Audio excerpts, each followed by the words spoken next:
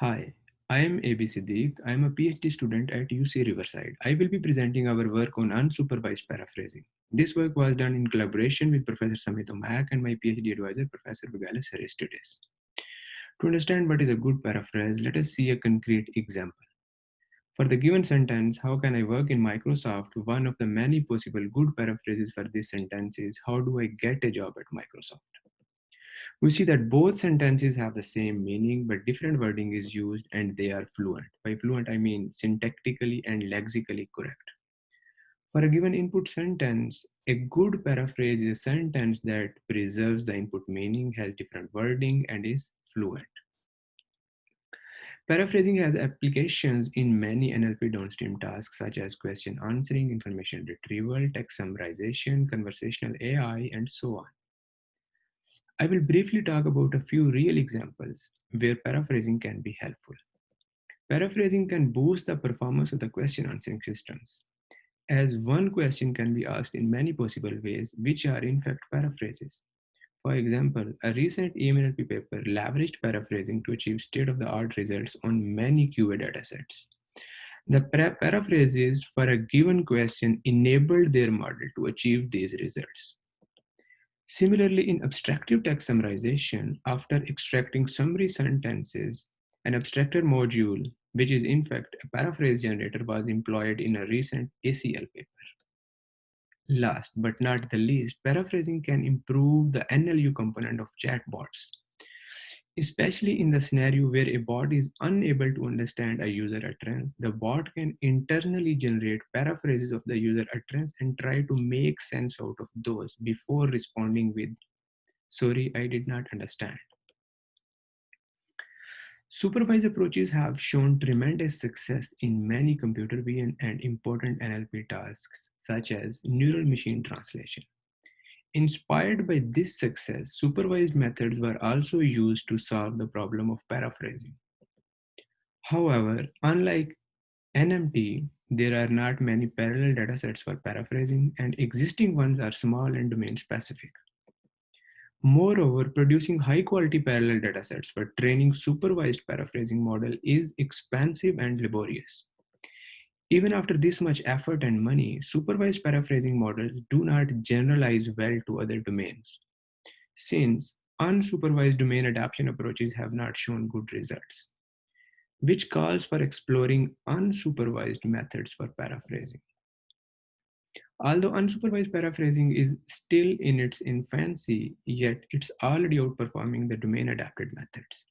For example, CGMH, which was published in AAAI last year, and UPSA, which was published in ACL this year, both are unsupervised and have shown decent results. This table shows the average results of a human study conducted on a sample of 300 paraphrases generated by respective methods on Quora datasets. Human evaluators were asked to rate paraphrases on the scale of 1 to 5, 1 being the worst and 5 the best for semantic similarity, diversity in expression, and language fluency. We observe that CGMH is less constrained on the generation, as the paraphrases achieve better diversity yet poor similarity. On the other hand, UPSA is doing better on similarity and is poor on diversity because it fails to explore the entire sentence space. This work overcomes both the highlighted issues and achieve a great trade-off between semantic similarity and diversity of expression while maintaining fluency. Deep reinforcement learning, where an agent learns to take the right action given its state by interacting with the environment and getting positive reward for the right actions and negative reward for the actions that lead to failure.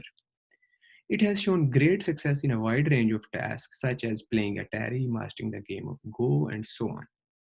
DRL has been applied successfully for paraphrasing as well, though in supervised setting. Can DRL also boost the performance of unsupervised paraphrasing?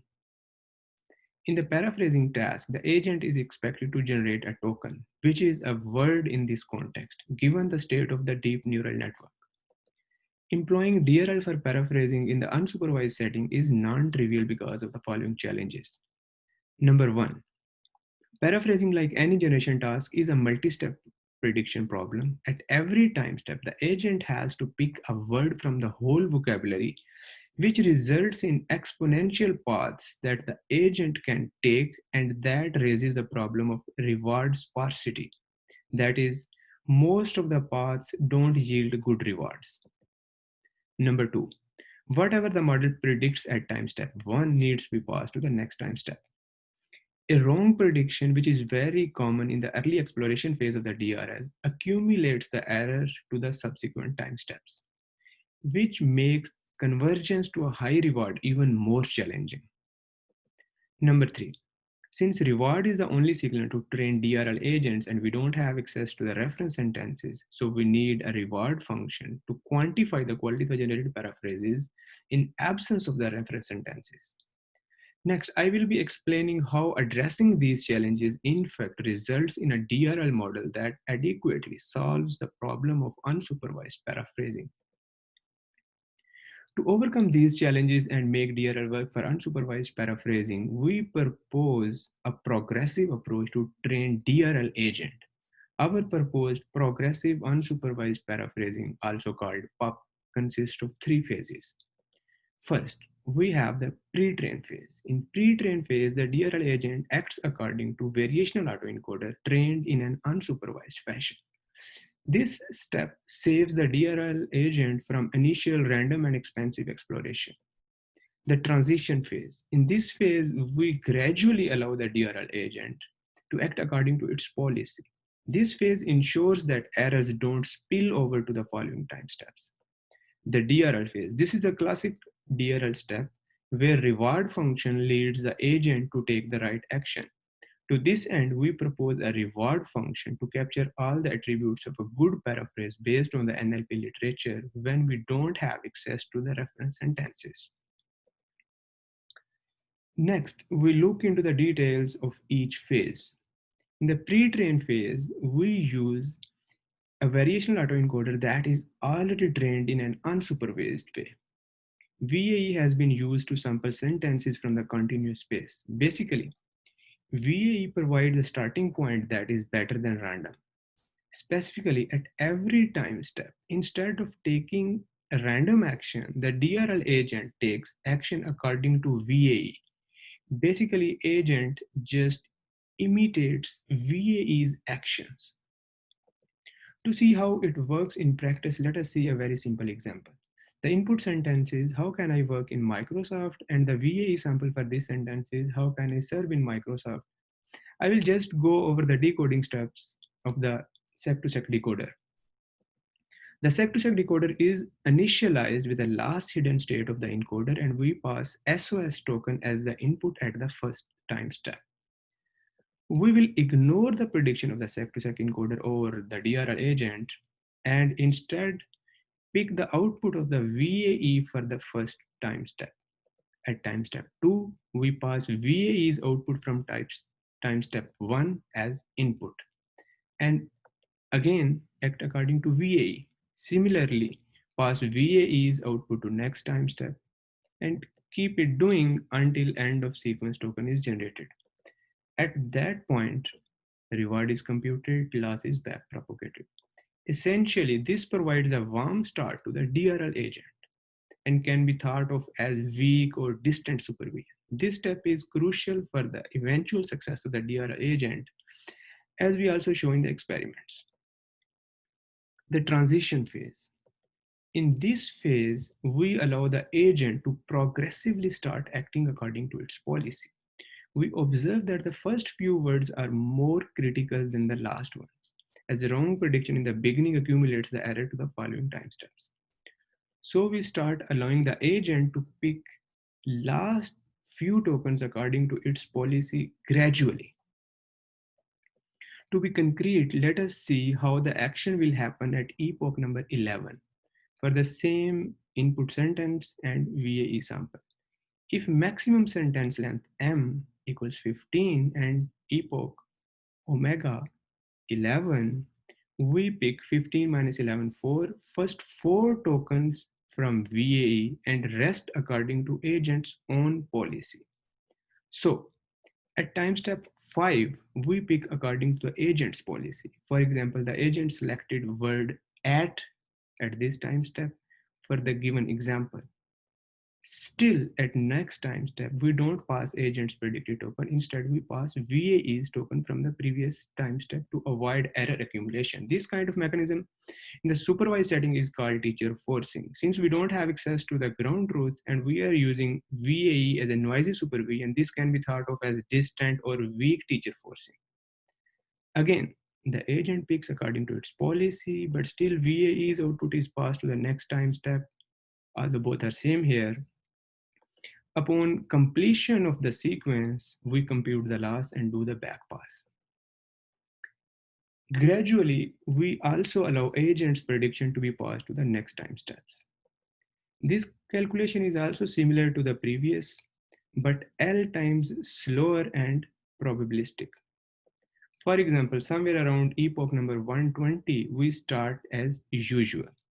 At this point, epoch number is greater than maximum sentence length. All tokens are picked according to agent's policy. But probabilistically, VAE's tokens are passed to the next time steps as inputs. But at time step 6, the value of delta asks the model to pass the agent's predicted word at to the next time step. Again, the agent picks according to its policy, and agent's prediction is passed to the next time step. Then the usual business, the reward calculation and the back pass. So basically, the transition phase makes sure that the agent is able to act according to its policy gradually in a very smooth fashion. Recall that at the beginning of this phase, agent was acting according to VAE's samples. And by the end of this phase, the agent is taking actions according to its policy. This whole transition phase can be thought of as a progressive variant of the original reinforced algorithm. This phase is also very critical for the eventual success of the agent, as we show in the experiments. The classical DRL phase, where agent takes actions according to its policy and explores the sentence space and eventually is able to generate high quality paraphrases. In this phase, we don't need VAE's samples. Somewhere towards the end of the training at epoch 1999, SOS token starts the decoding process. Agent picks according to its somewhat mature policy, pass the prediction to the next time step, again prediction according to the policy. Once again, prediction is passed to the next time step until SOS token is generated. So the sample generation, how do I get a job at Microsoft, would get a very high reward. Before moving to the experiments, let's talk about what constitute our reward function. Please recall that we want to calculate the reward function with no access to the ground truth. Our reward function is weighted average of the semantic adequacy, expression diversity, and language fluency. To clarify, this reward function is used throughout our training phases. Semantic adequacy quantifies whether the input sentence and the generated paraphrase have the same meaning. We use universal sentence encoder to encode the input and the generation and take their cosine similarity. Expression diversity captures whether input and the generation are expressed in different words. For this, we use n-gram dissimilarity. Language fluency quantifies the grammatical correctness of the generated paraphrases. To score the generated paraphrase on the fluency, we use COLA, which employs Elmo embeddings and a pooling classifier. And it has outperformed language models for measuring fluency recently. The goal of experimental evaluation is to validate that PUC performs well in a wide range of domains. We use a wide range of datasets to evaluate the quality of paraphrase generated by our method. Here, I will just show the results on Cora dataset, which is a recent dataset. I encourage you to check the paper for results and others. To automatically measure the paraphrases quality, we prevalently use metrics iBlue, Blue, and Rouge. iBlue penalizes for copying words from the input and is considered a better metric to measure the quality of the paraphrases. Blue measures n-gram similarity of the generation and the ground truth, and similarly, Rouge is recall-based metric. It is important to mention that reference sentences are only utilized for calculating these metrics for the test set. Finally, we also conduct human study on a sample of randomly selected paraphrase generation for similarity, diversity, and fluency. We compare our method with unsupervised as well as supervised plus domain adapted methods. By supervised plus domain adapted method, we mean that the model was trained on dataset 1 in a supervised way, but it was adapted for dataset 2 in an unsupervised fashion. For example, DNPG learns template of paraphrases from WikiAnswers dataset in a supervised way and adapts these templates to Quora dataset in an unsupervised way and is able to achieve decent results. VAE samples sentences from continuous space and is considered a standard baseline for unsupervised paraphrasing. Mostly paraphrases generated through VAE are highly unconstrained. In the unsupervised methods, CGMH tries to constrain the paraphrase generation and achieve slightly better results than VAE. Similarly, UPSA samples sentences from the discrete sentence space. Finally, our proposed PUP outperforms all supervised plus domain adapted and unsupervised methods. Recall that our method is pre-trained with VAE and is eventually able to achieve more than 50% better performance on all datasets on almost every metric consistently. A quick recap on the human study results on Quora dataset. The results are on the scale of 1 to 5, 5 being the best. We observe that CGMH is less constrained on the generations, whereas UPSA is too constrained that it fails to explore the whole sentence space. Whereas our proposed method provides a good balance between semantic similarity and diversity of expression. To conclude the human study results, human evaluators found our paraphrases to be of high quality that preserve input meaning, are expressed using diverse words, and are fluent. Finally, we present ablation study. Here is what happens if we just try to use classical reinforced algorithm. This result validates that pre-training phase is required to make the DRL work in practice. We observe here that the model's average reward continues to fluctuate around the same reward value and fails to make progress. This model is pre-trained with VAE, but the transition phase is skipped. We see in the beginning of the training is derailed because of abrupt transition from VAE to DRL, which kind of gets better eventually, but is never able to fully recover. Finally, PUP that is pre-trained with VAE, then the transition phase, and eventually the classical DRL phase that achieves state-of-the-art results in unsupervised paraphrasing. We note that PUP starts with a decent reward value thanks to VAE paraphrasing and continues to make steady progress thanks to the gradual progression from VAE output to DRL policy. To summarize, unsupervised paraphrasing is very important research problem that has applications in many NLP downstream tasks. We employ a progressive approach that one starts at DRL through VAE, progressively transitions from VAE to the agent's policy, and uses an unsupervised reward function.